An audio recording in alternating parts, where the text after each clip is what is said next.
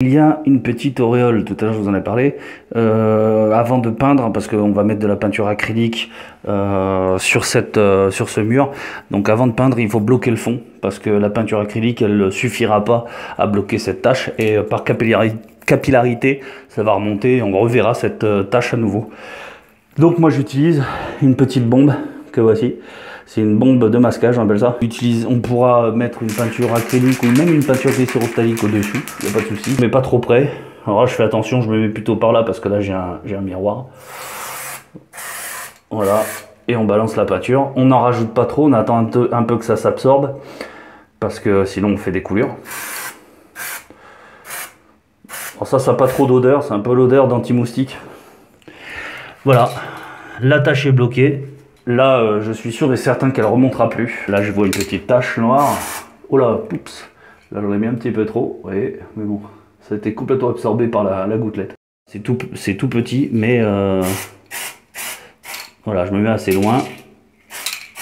Et voilà. Et après 15 minutes, on peut peindre tout ce qu'on a bloqué. Alors bien sûr, je vais pas le faire partout, vous voyez, sinon on n'en finirait plus. Dans une maison qui a reçu du monde, on va avoir forcément beaucoup de taches, des traces. Là par exemple, ici, si on se rapproche, on voit bien plein de petites taches. On est au-dessus de la cuisine. On voit bien plein de petites taches de graisse. Ça par contre, c'est sûr et certain que si je peins là directement là-dessus, il y a une chance sur deux que les taches remontent. Alors la mise en peinture de la gouttelette, c'est à peu près pareil que tous les autres supports. La grosse différence, c'est que quand elle n'a jamais été peinte, c'est de la biscotte. C'est-à-dire que c'est hyper absorbant. Donc ce qu'il faut faire pour pallier à ça, c'est que la première couche, il faut qu'elle soit quand même assez liquide. Enfin assez liquide, assez diluée. Donc moi je la dilue, là, vous voyez, il doit y avoir à peine 2 litres de peinture dans le camion. Donc du coup... j'y ai mis à peu près un demi-verre d'eau, un petit verre d'eau, vous savez. Pour peindre le plafond, ou même les murs d'ailleurs, surtout en première couche et sur la gouttelette, au lieu de faire comme je fais d'habitude, c'est-à-dire j'aurais fait à peu près une longueur, presque cette longueur, là d'ailleurs, en un seul passage, et bien là je fais que la moitié. Je charge toujours aussi bien et je fais que la moitié. De toute façon, vous verrez par vous-même, vous ne pourrez jamais aller au bout, il n'y aura jamais assez de peinture sur le rouleau, il faudrait appuyer sur le rouleau pour pouvoir étaler la peinture au bout. Et on ne fait pas ça, on l'applique seulement. N'hésitez pas, quand on peint de la gouttelette, à mettre du scotch dans les angles sur le plafond, scotch de masquage. Là, c'est ce que j'ai fait tout le tour, pour la bonne et simple raison qu'on ne va pas peindre le plafond. Nous, il est propre, il est nickel. On va juste faire les murs qui sont tout dégueulasses. Là, je me mets bien perpendiculaire au mur. Hop là, comme ça, bien perpendiculaire au mur. J'étale un peu en dessous, exactement comme on ferait sur un mur normal. La différence, c'est que là, on a mis du scotch de masquage pour éviter de mettre de la peinture sur le plafond, parce que le plafond, je ne le peins pas. Les angles, alors je sais pas si on le voit vraiment à la vidéo, mais je fais tourner ma brosse dans la main en fait. Voilà, je vous le fais un peu au ralenti, ça fait ça, quoi. En fait, c'est pour éviter que la brosse elle-même... ouais, c'est vrai que là, je vais tellement vite qu'on ne le voit pas trop, mais il y a ce mouvement en fait. Parce qu'en fait, là, quand on fait comme ça, il y a la peinture qui commence à sortir de ce côté. Donc en le retournant, on sèche la peinture qui s'est accumulée de l'autre côté, quoi. Du côté opposé. Ça évite au rouleau de baver partout. Au rouleau, je dis n'importe quoi, à la brosse. Alors si j'ai pas filmé toutes les étapes de la mise en peinture d'un mur en gouttelette, c'est que ça ressemble beaucoup à la mise en peinture d'un mur normal, quoi. Donc quand il n'y a pas de différence, je vois pas l'intérêt de le filmer. Donc je vous conseille d'aller voir ce grand tuto sur la mise en peinture d'un mur. Là, bon je vais attaquer la première couche de peinture de la gouttelette. Il faut juste savoir quelque chose, c'est que ça va vous paraître bizarre de peindre la gouttelette parce que c'est encore une fois de la biscotte, hein, donc n'ayez pas peur, diluez-la un petit peu sur la première couche, histoire de faire pénétrer un maximum de peinture. Comme ça, la deuxième, ça glissera tout seul. Lisse, je l'ai fait autour des menuiseries, mais là avec de la gouttelette, c'est quasiment... c'est pas mission impossible, mais c'est du travail pour rien.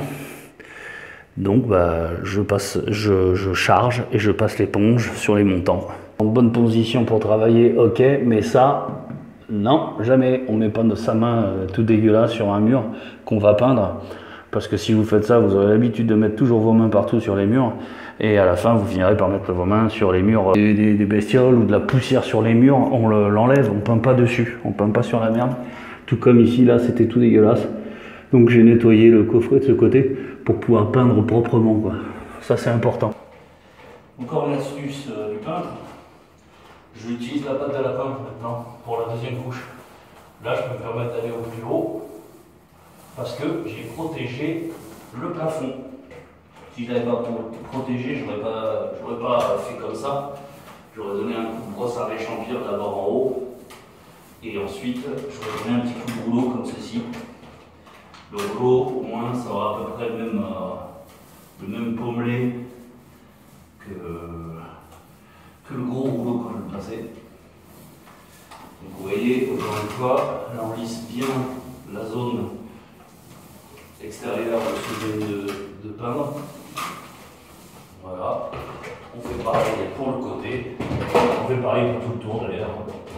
On va faire attention en bas. Alors aussi pas la peine de se rapprocher trop près non plus du cadre. Voilà, ça suffit, en séchant on verra plus rien. À quel point la gouttelette brute, une gouttelette qui n'a pas été peinte, elle peut pomper, vous voyez. Je ne fais même pas, là je peux même plus aller en bas. Je suis obligé de faire des petits carrés de 40-50 cm à peine. Et toujours pareil, on n'appuie pas. Si on appuie, on va faire des traces après au séchage. Là vous voyez, ça pompe, mais quelque chose de grave. Donc ça c'est normal. Comme c'est une espèce de petit crépi qu'il y a, hein, ça vous le savez maintenant, ça a tendance à projeter, même avec le meilleur des rouleaux. Donc une fois que j'ai fini mon pan de mur, je vérifie l'état de mes plinthes et je passe un coup d'éponge si besoin. Là encore une utilisation pratique de la pâte de lapin et du petit manchon. C'est pour les petits endroits comme ça, le petit morceau là qui est juste à côté de la fenêtre. Avec un rouleau normal, j'aurais jamais pu passer. Donc là, je vais avoir le même grain, le même pommelé, le même résultat si vous voulez, la même finition sur le mur que sur le mur d'à côté, alors que je l'ai fait avec un rouleau normal, un rouleau standard.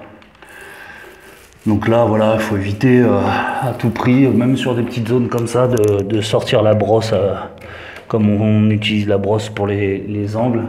Et de peindre tout ça à la brosse, parce que ça va se voir, hein, ça va faire des traits, ça va vraiment pas être beau. On attaque la deuxième couche sur la gouttelette. Vous allez voir qu'en fait, maintenant ça tombe beaucoup moins. J'arrive presque à arriver en bas.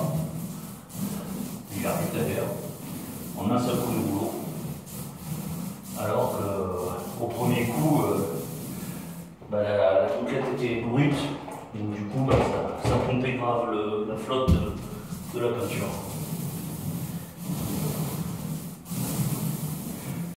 Alors maintenant que tout est fini, je peux enfin retirer mon scotch en y allant délicatement comme ceci, par un coup, hop, on l'enlève à peu près correctement.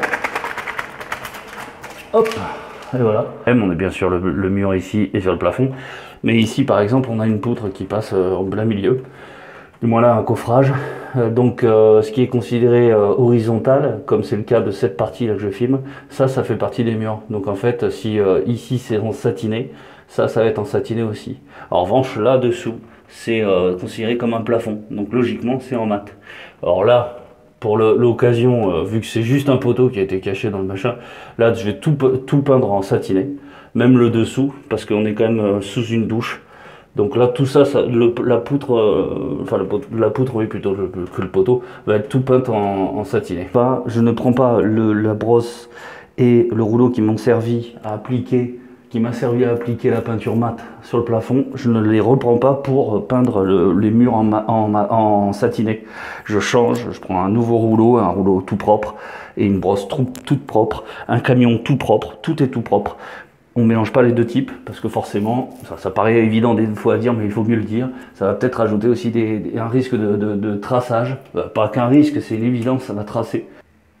Voici la petite astuce pour vider le fond de peinture du fût sans se fatiguer. Et ben en fait j'ai mis, bon là elle est pas contre le mur, parce que j'ai mis une valise pour éviter justement que le fût touche le mur, sinon je vais l'abîmer. On peut faire ça contre n'importe quoi. Donc là voilà, je vais attendre 5 minutes on va dire, et toute la peinture aura fini de couler dans mon fût. Voilà, et j'aurai plus qu'à racler un petit peu avec la brosse pour le résiduel, et j'aurai vidé quasiment la totalité de mon fût.